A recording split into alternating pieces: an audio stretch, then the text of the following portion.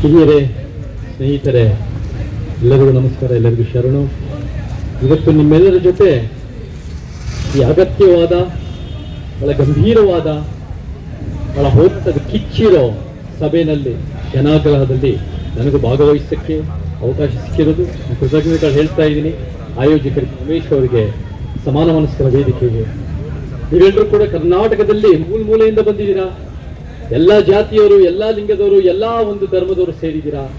ಇದು ಬಹಳ ಸಂದೇಶ, ಬಹಳ ಉತ್ತಮ ಸಂದೇಶ. ನೀವು ನ್ಯಾಯಕ್ಕೋಸ್ಕರ ನಿಂತಿದ್ದೀರಾ. ನಾನು ಎಂದೆಂದಿಗೂ ನಿಮ್ಮ ಜೊತೆ ನಾವು ಇರ್ತೀನಿ ಅಂತ ಹೇಳಕ್ ಇಷ್ಟಪಡ್ತೀನಿ. ಮೊದಲನೇದಾಗಿ ನ್ಯಾಯ ಅಂತ ನಾವು ಹೇಳ್ತೀವಿ. ಏನಿದು ನ್ಯಾಯ? ನ್ಯಾಯ ಬೇಕು ಅಂತ ಕೂಗ್ತೀವಿ. ಏನು ನ್ಯಾಯ ಅಂದ್ರೆ? ನ್ಯಾಯ ಅಂದ್ರೆ ಇತಿಹಾಸದ ತಪ್ಪುಗಳನ್ನ ಸರಿಪಡಿಸೋದು, ಅದೇ ನ್ಯಾಯ. ನಮ್ಗೆ ಇತಿಹಾಸ ಬಂದಿರೋದು ಎಲ್ಲೋ ಒಂದ್ ಕಡೆ ಜುಲೈ 3 ಈ ಸ್ವಚ್ಛತಾ ಕಾರ್ಮಿಕ ಬಂದು ಒಂದು ದೂರು ಕೊಟ್ಟಾಗಲ್ಲ ಇತಿಹಾಸ ಶುರುವಾಗಿರೋದು ಇಲ್ಲಿ, ಅಥವಾ 2012-13 ಸೌಜನ್ಯ ಪ್ರಕರಣದಿಂದ ಇತಿಹಾಸ ಶುರುವಾಗಿರೋದಲ್ಲ. ಎಷ್ಟೋ ದಶಕಗಳಿಂದ 70, 80, 90 ಎಷ್ಟೋ ಒಂದು ತಲೆಮಾರುಗಳಿಂದ ಅಂತ ಹೇಳಿದ್ರೆ ಸುಳ್ಳಿಲ್ಲ, ಅಲ್ಲಿಂದ ಅನ್ಯಾಯ ಆಗ್ತಾ ಬರ್ತಾ ಇದೆ. ಸೊ ನಮಗೆ ಈ ಇತಿಹಾಸನ ಸರಿಪಡಿಸ್ಬೇಕು. ನಾವ್ ಯಾವ ಒಂದು ವ್ಯಕ್ತಿ, ಒಂದು ಕುಟುಂಬದ ವಿರುದ್ಧ ಅಲ್ಲ, ನಾವು ಸತ್ಯದ ಪರ, ನ್ಯಾಯದ ಪರ, ಎಲ್ಲರೂ ನಾವು ಸೇರಿ ಅದನ್ನ ನ್ಯಾಯ ಒದಗಿಸಕ್ಕೆ ನಾವು ಹೋರಾಟ ಮಾಡಬೇಕು. ಮತ್ತೆ ಸ್ನೇಹಿತರೆ, ಈ ವಿಚಾರದಲ್ಲಿ ನಾನು ಕೂಡ 5 ತಿಂಗಳ ಹಿಂದೆ ಕುಸುಮಾವತಿ ಅವರು, ಸೌಜನ್ಯ ಅವರ ತಾಯಿನ ಭೇಟಿ ಮಾಡಕ್ಕೆ ನಾನು ಧರ್ಮಸ್ಥಳಕ್ಕೆ ಹೋಗಿದ್ದೆ. ಅಲ್ಲಿ ಅನೇಕರ ವಿಚಾರಗಳು ಕೇಳಿಸ್ಕೊಂಡೆ.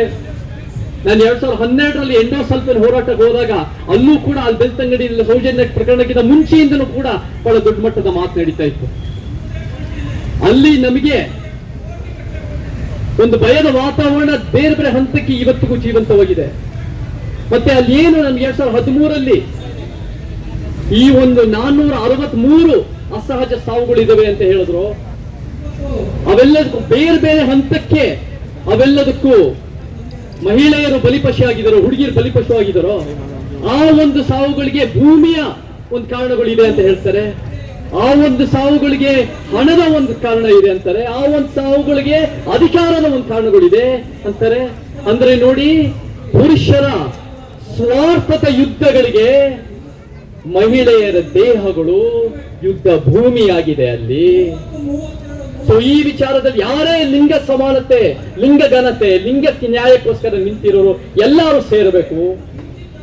ಈ ಒಂದು ಇತ್ತೀಚೆಗೆ ನಿನ್ನೆ ಮೊನ್ನೆ ಮತ್ತೆ ಬಹಳ ಒಂದು ದಿನಗಳಿಂದ ದೊಡ್ಡ ಪ್ರಮಾಣದಲ್ಲಿ ವಿಚಾರಗಳು ಬರ್ತಾ ಇರೋದು, ಧರ್ಮಸ್ಥಳದ ವಿಚಾರಗಳಾಗಿರ್ಬೋದು, ಸೋಷಿಯಲ್ ಮೀಡಿಯಾದಲ್ಲಿ ನಿಂದನಾತ್ಮಕ ಮಾತುಗಳಾಗಿರ್ಬೋದು, ಇವತ್ತು ನಿನ್ನೆ ಕೊಟ್ಟಿರೋ ತೀರ್ಪುಗಳಾಗಿರ್ಬೋದು, ಬೇರೆ ಬೇರೆದಲ್ಲ ಲಿಂಗ ಸಮಾನತೆ, ಲಿಂಗ ನ್ಯಾಯ, ಲಿಂಗ ಘನತೆಯ ವಿಚಾರಗಳು, ಜೆಂಡರ್ ಇಶ್ಯೂಗಳು, ಮಹಿಳೆಯರ ದೇಹಗಳ ವಿಚಾರಗಳು ದೊಡ್ಡ ಪ್ರಮಾಣದಲ್ಲಿ ಬರ್ತಾ ಇದೆ. ಸೊ ಎಲ್ಲರೂ ಸೇರಿ ಇದಕ್ಕೆ ನಾವು ನ್ಯಾಯ ಒದಗಿಸಬೇಕು. ಮಹಿಳೆಯರು ಮಾತ್ರ ಮಹಿಳೆಯರ ಹೋರಾಟ ಅಲ್ಲ, ಇಲ್ಲಿ ಸಿದ್ಧಾಂತ ರೀತಿಯಲ್ಲಿ ಒಂದು ಸಮಾಜಕ್ಕೆ ನಾವೆಲ್ಲರೂ ಸೇರಿ ಹೋರಾಟ ಮಾಡೋದು, ನ್ಯಾಯ ಒದಗಿಸೋದು ಬಹಳ ಮುಖ್ಯ. ಮತ್ತೆ ಮುಖ್ಯವಾಗಿ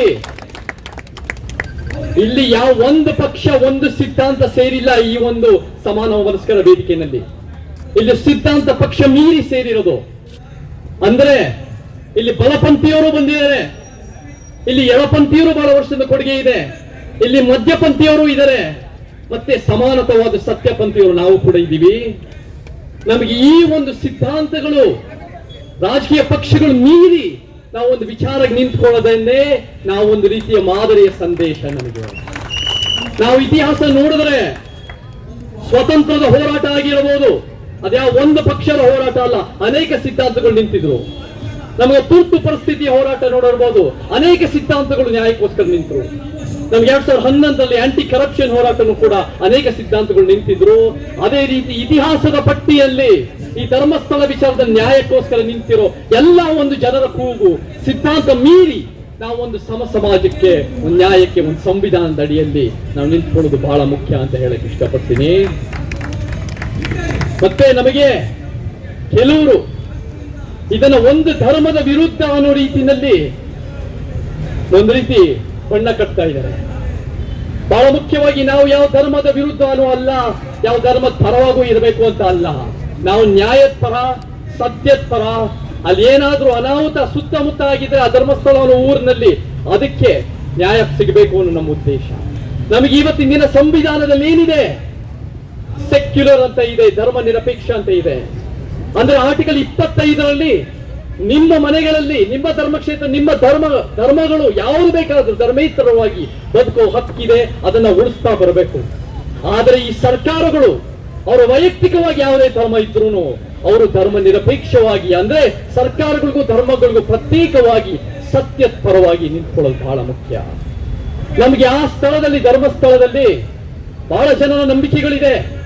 ಹಿಂದೂ ಧರ್ಮದ ನಂಬಿಕೆಗಳಿದೆ, ಜೈನ ಧರ್ಮದ ನಂಬಿಕೆಗಳಿದೆ. 1970ರಲ್ಲಿ ಕರ್ನಾಟಕ ಸರ್ಕಾರ ಪ್ರಕಟಣೆ ಮಾಡೋ ಪ್ರಕಾರ ಅಲ್ಲಿ ಬೌದ್ಧ ಧರ್ಮದ ಒಂದು ರೀತಿ ನಂಬಿಕೆಗಳು ಸಹ ಇದೆ. ಸೊ ಅದು ಒಂದು ಧರ್ಮ ಸಮನ್ವಯ ಇದೆ ಅಲ್ಲಿ. ನಮಗೆ ಅನೇಕರು ಇಲ್ಲಿ ಬರೀ ಬಹಳ ಸುಲಭವಾಗಿ ಆಸ್ತಿಕರಿಗೂ ನಾಸ್ತಿಕರಿಗೂ ಸಂಘರ್ಷ ಅಂತಾರೆ, ಅದು ಸುಳ್ಳದು.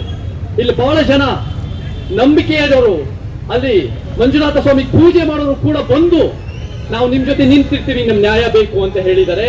ಸೊ ಇದು ಆಸ್ತಿಕರಿಗೂ ನಾಸ್ತಿಕರಿಗೂ ಸಂಘರ್ಷ ಅಲ್ಲ, ಇದು ಯಾರು ಸತ್ಯ ಹೊರಗೆ ಬರಬೇಕು, ಯಾರು ಸತ್ಯ ಮುಚ್ಚಾಕ್ಬೇಕು ಅನ್ನೋರ್ ನಡುವೆ ಸಂಘರ್ಷ ಅಂತ ಹೇಳಿದ್ರೆ ಸುಳ್ಳು.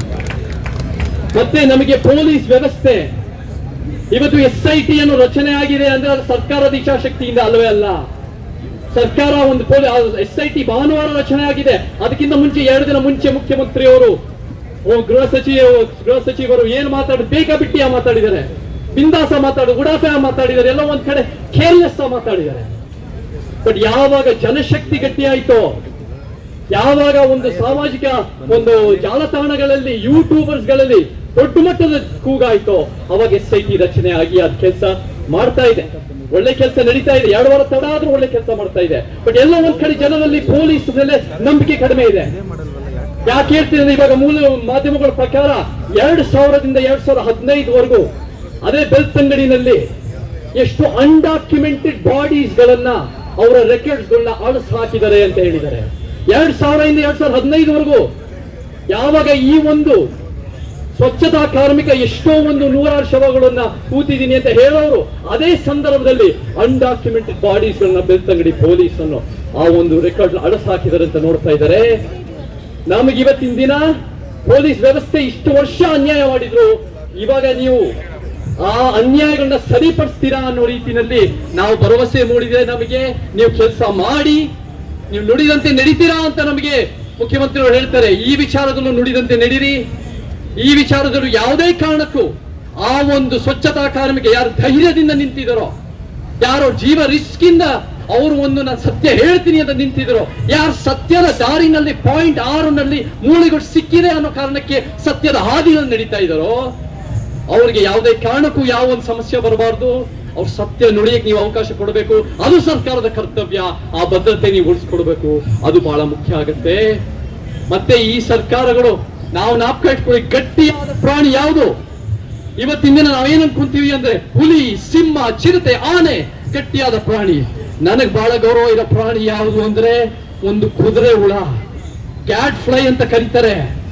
ಈ ಕುದುರೆ ಹುಳ ಏನ್ ಮಾಡುತ್ತೆ ಅಂದ್ರೆ ಆ ಕುದುರೆಗಳಿಗೆ ಅದು ಚುಚ್ತಾ ಇರುತ್ತೆ, ಅವ್ರಿಗೆ ಒಂಥರ ಎಗರಾಡಕ್ಕೆ ಒಂದು ಒಳ್ಳೆ ದಾರಿನಲ್ಲಿ ಹೋಗಕ್ಕೆ ಕೆಲಸ ಮಾಡ್ತಾ ಇರುತ್ತೆ. ಆ ಕುದುರೆ ಹುಳನಲ್ಲಿ ಅಪಾರ ಶಕ್ತಿ ಇದೆ. ಸಣ್ಣದನ್ನು ಚಿಕ್ಕದನ್ನು ಕಾಣಿಸ್ತಿರೋದನ್ನು ಕಾಡಕ್ಕೆ ಶಕ್ತಿ ಇಲ್ಲ ಅನ್ಕೋಬೇಡಿ. ಅದೇ ಕ್ಯಾಟ್ ಫ್ಲೈ ಆಗೋದು, ಕುದುರೆ ಹುಳ ಆಗೋದು ನಮ್ಮೆಲ್ಲರ ಕರ್ತವ್ಯ. ಈ ಸರ್ಕಾರಗಳನ್ನ ಒಳ್ಳೆ ರೀತಿ ಹೇಳ್ಕೊಂಡು ಹೋಗಕ್ಕೆ, ಆ ಸರ್ಕಾರಗಳನ್ನ ಉತ್ತಮವಾದ ನ್ಯಾಯ ಕಟ್ಸೋ ಕೆಲಸಕ್ಕೆ ನಾವು ಮುಂದುವರಿಸೋದು ಬಹಳ ಮುಖ್ಯ ಆಗುತ್ತೆ. ಕೊನೆಯದಾಗಿ ನಮ್ಗೆ ಯಾವುದೇ ಒಂದು ಪ್ರಭಾವಿಗಳ ಮೇಲೆ ನಿಂತಾಗ ಆ ಪ್ರಭಾವಿ ಶಕ್ತಿಗಳು ಸುಮ್ಮನೆ ಇರಲ್ಲ. ಎಲ್ಲಾ ರೀತಿ ಈ ಅನ್ಯಾಯದ ವಿರುದ್ಧ ಧ್ವನಿಗಳನ್ನ ಧ್ವಂಸ ಮಾಡಕ್ ಪ್ರಯತ್ನ ಪಡ್ತಾರೆ. ನಾವು ನೋಡಿದೀವಿ, ನಮಗೆ ಕೋರ್ಟ್ ಕೇಸ್ಗಳಾಗಿರ್ಬೋದು, 339 ಜನ ಮತ್ತು 8,800 ಲಿಂಕ್ಗಳನ್ನ ಒಂದು ರೀತಿ ಗ್ಯಾಗ್ ಆರ್ಡರ್ ಮಾಡೋದಾಗಿರ್ಬೋದು, ಈ ಒಂದು ಸ್ವಚ್ಛತಾ ಕಾರ್ಮಿಕನ ಎಲ್ಲ ಒಂದ್ ಕಡೆ ಡಿಸ್ಕ್ರೆಡಿಟ್ ಮಾಡೋದಾಗಿರ್ಬೋದು, ಬೇರೆ ಬೇರೆ ರೀತಿಯಲ್ಲಿ ಮುಚ್ಚಾಕಕ್ಕೆ ಶುರು ಮಾಡ್ತಾರೆ. ಬಟ್ ನಾವು ಅದನ್ನ ಯಾವುದೇ ಕಾರಣಕ್ಕೂ ತಲೆ ಕೆಡಿಸ್ಕೊಳ್ಳದೆ, ನಿಜವಾದ ಶಕ್ತಿ ಅಂದ್ರೆ ಜನಶಕ್ತಿನೇ. ಆ ಜನಶಕ್ತಿಯ ಜನರ ಕೂಗು ಇವತ್ತು ದೊಡ್ಡ ಮಟ್ಟಕ್ಕೆ ಏರ್ತಾ ಇದೆ. ನಾವೆಲ್ಲರೂ ಗಟ್ಟಿಯಾಗಿ ಈ ಕೆಲಸ ಮುಂದುವರಿಸಬೇಕು, ಜವಾಬ್ದಾರಿಯಿಂದ ಮುಂದುವರಿಸಬೇಕು. ಯಾಕಂದ್ರೆ ನಾವು ಕೈಟ್ಕೊಡಿ, ಎಲ್ಲ ಸತ್ಯ ಹೇಳಬೇಕು ಹೇಳಬಾರ್ದು ಅದು ವ್ಯಕ್ತಿ ತೀರ್ಮಾನ ಮಾಡಬೇಕು. ಆದ್ರೆ ನಾವು ಹೇಳೋದಲ್ಲ, ಸತ್ಯ ಆಗಿರಬೇಕು. ಸೊ ಆ ಸತ್ಯದ ಪರವಾಗಿ, ಆ ಜವಾಬ್ದಾರಿ ಪರವಾಗಿ ನಾವು ಕೆಲಸ ಮಾಡೋಣ.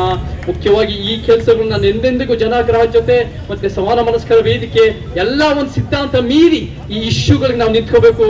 ಕೊನೆಯದಾಗಿ ನಮಗೆ ಶಾಶ್ವತವಾದ ಪರಿಹಾರ ಬೇಕಿದೆ ಅಂದ್ರೆ ಶಾಶ್ವತ ಪರಿಹಾರ ಯಾವುದಾದ್ರೂ ಬೇಕಿದೆ, ಲಿಂಗ ಸಮಾನತೆ, ಲಿಂಗ ನ್ಯಾಯ, ಯಾವುದೇ ಅನ್ಯಾಯಗಳು, ಪೊಲೀಸ್ ವ್ಯವಸ್ಥೆ ಸುಧಾರಣೆ, ಅಭಿವ್ಯಕ್ತಿ ಸ್ವಾತಂತ್ರ್ಯ, ಎಲ್ಲಾ ರೀತಿಗೆ ನಮಗೆ ನ್ಯಾಯ ಬೇಕು ಅಂದ್ರೆ, ಮಾಧ್ಯಮದ ಸ್ವಾತಂತ್ರ್ಯ ಬೇಕು ಅಂದ್ರೆ ನಾವು ಕೂಡ ಕಾನೂನು ರೂಪಿಸೋರು, ನೀತಿ ಯೋಜನೆ ತರೋರು, ಅಧಿಕಾರ ಹಿಡಿಯೋರಾಗಬೇಕು. ನಾವು ಅಂದ್ರೆ ಯಾರು?